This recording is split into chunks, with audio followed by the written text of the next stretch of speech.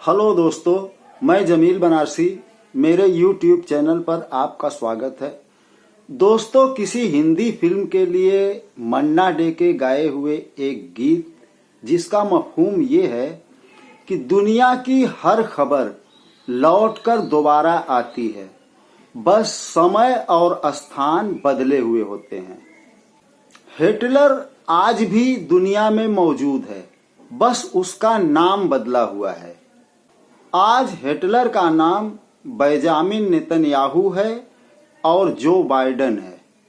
पहले और दूसरे विश्व युद्ध के कालखंड में जब जर्मनी के हिटलर और इटली के मुसोलिनी, जर्मनी और इटली के शासक और वहां की जनता देश में बसे बेकसूर यहूदियों का चुन चुन कर धर्म के नाम पर नरसंहार कर रही थी, आज यही हालत फिलिस्तीन में दोहराई जा रही है।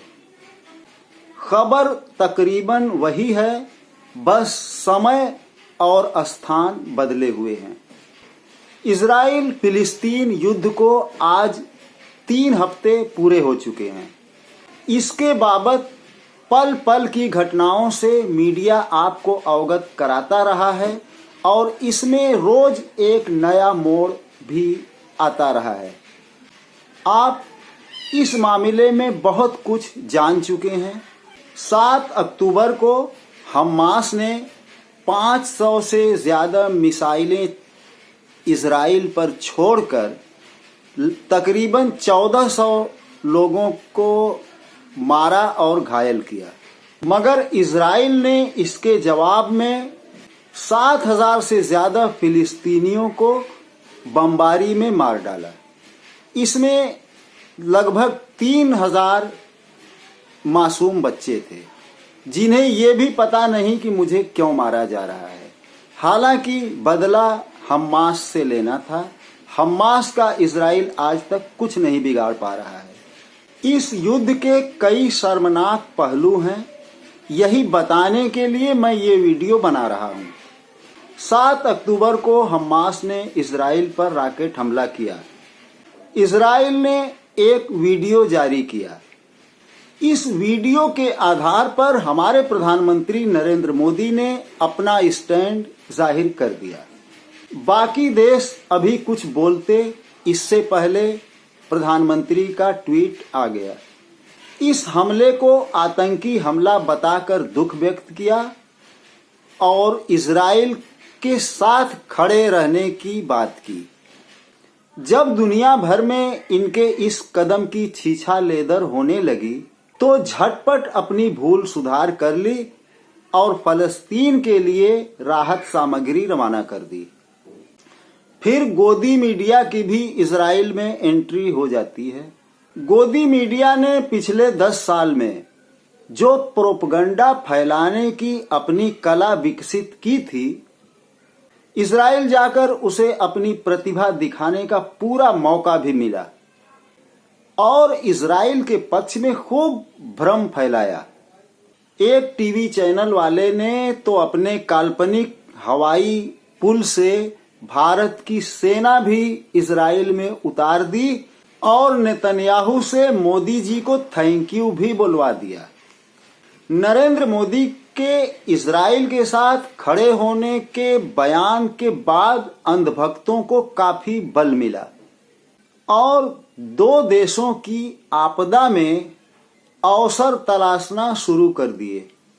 इजराइल की तरफ से फलस्तीनियों से लड़ने की अपनी इच्छा सोशल मीडिया पर तो जाहिर किए ही, बगैर अपनी विदेश नीति को जाने हुए इजराइल दूतावास पर भीड़ लगाने लगे।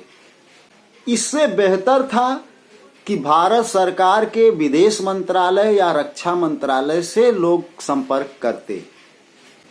जब 40 के दशक में जर्मनी और इटली में यहूदियों का नरसंहार हो रहा था, तब रोम के चर्च का भी इसको सपोर्ट था और वहां से पलायन करके यहूदियों को दुनिया के बाकी हिस्से में बसने के लिए पूरे यूरोप में कहीं जगह नहीं मिली।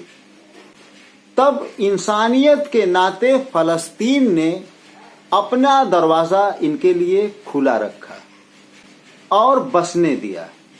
पश्चिमी एशिया में हमेशा के लिए अशांति बनी रहे और हम लोग अपना हथियार सप्लाई करते रहे, इस मकसद से संयुक्त राष्ट्र संघ ने एक प्रस्ताव पास करके 2/3 बहुमत से 14 मई सन 1948 को फलस्तीन के 44% भूभाग पर एक नए देश इजराइल का निर्माण कर दिया। उस दिन से लेकर आज तक इजरायली बेकसूर फलस्तीनियों को मार मार कर उनकी जमीनें हथियाते रहे हैं और आज उन्हें सिर्फ 22% भूभाग पर समेट कर रख दिया है। इजराइल के जन्म से लेकर आज तक 5 बड़े युद्ध हो चुके हैं। 1948-49 और 1954 और 1967 और 1970 और 1973। मगर अमेरिका, ब्रिटेन और कुछ यूरोपीय देशों की खुली सरपरस्ती की वजह से मिस्र, सीरिया, जॉर्डन, लेबनान और इराक 5 देश मिलकर एक साथ इजराइल से लड़कर भी इजराइल से नहीं जीत पाए। हर युद्ध का नतीजा यही रहा कि पहले से कुछ बढ़कर इजराइल ने फिलिस्तीन की जमीन को हथिया लिया। सन 1973 वाली जंग में तो इजराइल ने मिस्र का सीना प्रायद्वीप और स्वेज नहर का एक हिस्सा भी अपने कब्जे में ले लिया था।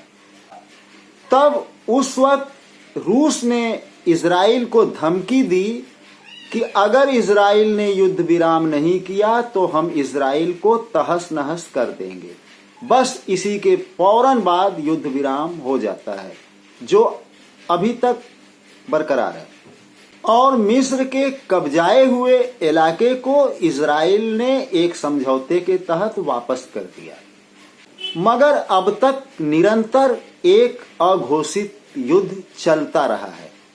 छिटपुट घटनाओं में रोज इजराइल बेकसूर फलस्तीनियों को मारता रहा है और उनकी जमीन कब्जाता रहा है। और पिछले कई सालों से गाजा पट्टी इलाके की हालत इजराइल के गुलाम जैसी हो गई है। गाजा पट्टी को दुनिया की सबसे बड़ी जेल कहा जाता है।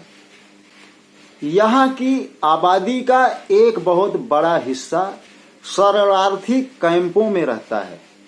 इन लोगों की जिंदगी 1000 साल पहले वाली जिंदगी जी रहे हैं। हमास ने शायद यही सोचा होगा कि रोज रोज मरने से बेहतर है कि कुछ लोगों को मार कर मरा जाए और इसी बहाने पूरी दुनिया का ध्यान अपनी तरफ खींचा जाए।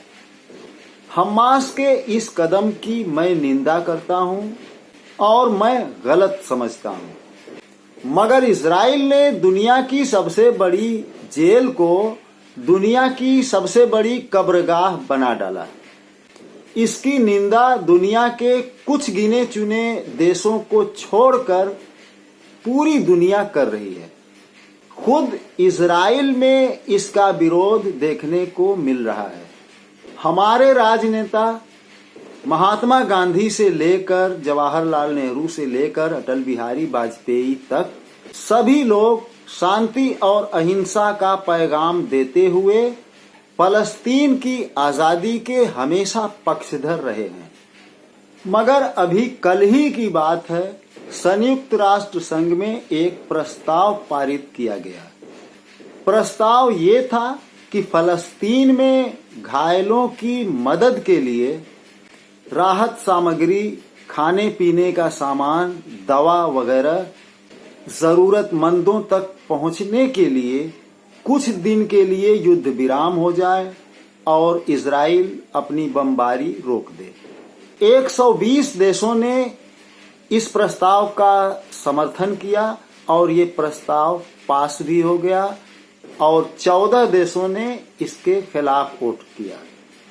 मगर भारत इस वोटिंग में हिस्सा लेने से ही भाग खड़ा हुआ।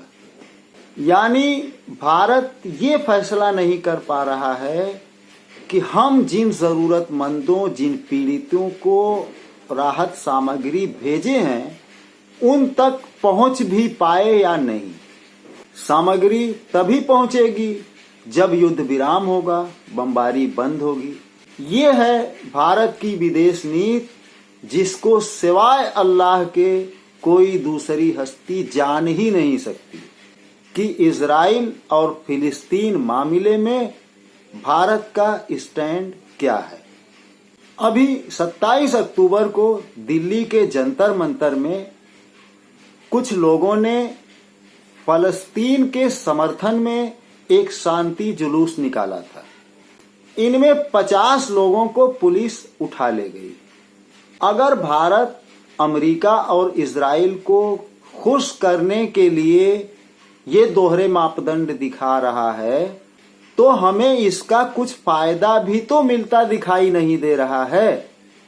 अभी हाल ही में कतर में हमारी नौसेना के 8 रिटायर्ड अफसरों को फांसी की सजा सुनाई गई है।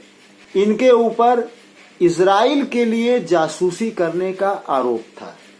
ये हमारे लिए या सभी भारतवासियों के लिए अफसोस का भी मुकाम है और शर्म का भी। क्या अमेरिका ने हमारी हमदर्दी में बित्ते भर के एक देश कतर पर कोई दबाव बनाया? ये सबसे बड़ा सवाल है। गोदी मीडिया ने झूठे प्रोपगंडे कर कर के प्रधानमंत्री की जो विश्व गुरु की छवि गढ़ी थी, आज कतर मामले को लेकर वह तार तार हो चुकी है। दोस्तों, इस मुद्दे का एक दिलचस्प पहलू ये भी है कि जब 40 के दशक में हिटलर यहूदियों का नरसंहार कर रहा था तो सारी इंसानियत इसके इस कृत्य से दुखी थी। मगर आरएसएस के सावरकर और गोलवरकर हिटलर को इसके इस काम के लिए शाबाशी दे रहे थे। 1939 में प्रकाशित अपनी एक किताब में गोलवरकर ने साफ लिखा है, उन्होंने हिटलर के इस काम के लिए हिटलर की काफी तारीफ की है और भारत में भी यही प्रयोग मुसलमानों और ईसाइयों पर करने की बात कही है। वर्तमान आरएसएस प्रमुख मोहन भागवत को अक्सर अपने बयानों में, भाषणों में ये कहते हुए सुना जाता है, भारत में हम इजराइल का राष्ट्रवाद अपनाना चाहेंगे, हमें भारत में इजराइल का राष्ट्रवाद अपनाना होगा। कल तक यहूदियों के नरसंहार पर जो लोग हिटलर और मुसोलिनी के साथ थे, वे आज नरसंहारक यहूदियों के साथ खड़े हो गए।